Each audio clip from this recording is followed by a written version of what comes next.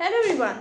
क्या आपने भी अपने आसपास कुछ ऐसे ऑनलाइन रंगदार को नोटिस किया है कि जो ऐसे पतले पतले से होते हैं, हड्डी हड्डी से होते हैं, उनके स्टोरी पे, स्टेटस पे जो सॉन्ग्स लगते हैं पूरे फुल बदमाश वाले। ऐसा लगता है कि जैसे आप सामने जाओगे तो आपको एक थप्पड़ में गिरा देंगे। Late me explain this that in which situation these things come. किस स्थिति में ये सारी चीज़ें आती हैं।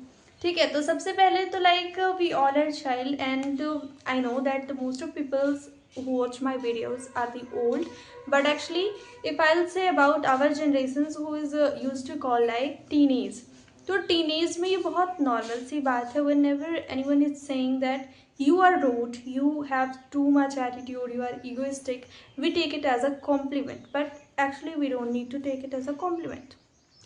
Late me explain you why. ऐसा कुछ होता नहीं है, बट आज के टाइम में अगर आप किसी को सुंदर, क्यूट, ब्यूटीफुल बोलते हो, so they will blush, they will say thank you, but the most attitude comes from like whenever anyone says you are egoistic, you are rude. हमें कॉम्प्लीमेंट क्यों लगता है? क्योंकि हमें ऐसा लगता है बैड बनने में बहुत कूलनेस आती है। ठीक है, और ये बहुत नॉर्मल सी बात है इस एज में।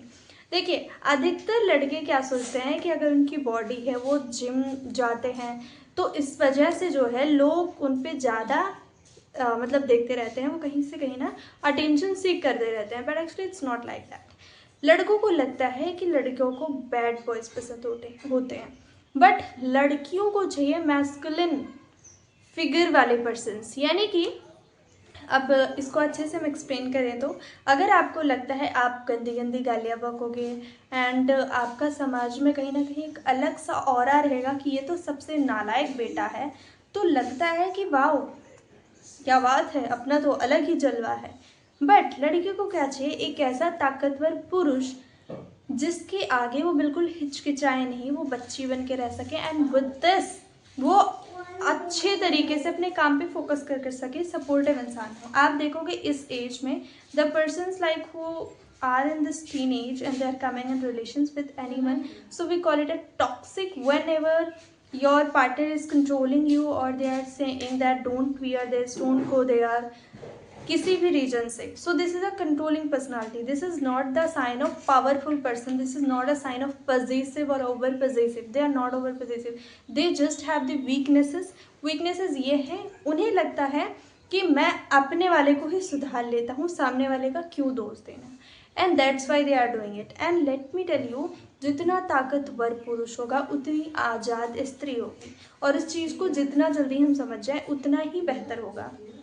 इगोइस्टिक एटीट्यूड, रूड, जब हमें कोई कहता है, हमारे मन में ये sudden feeling wow thank you very much, ये क्यों आता है?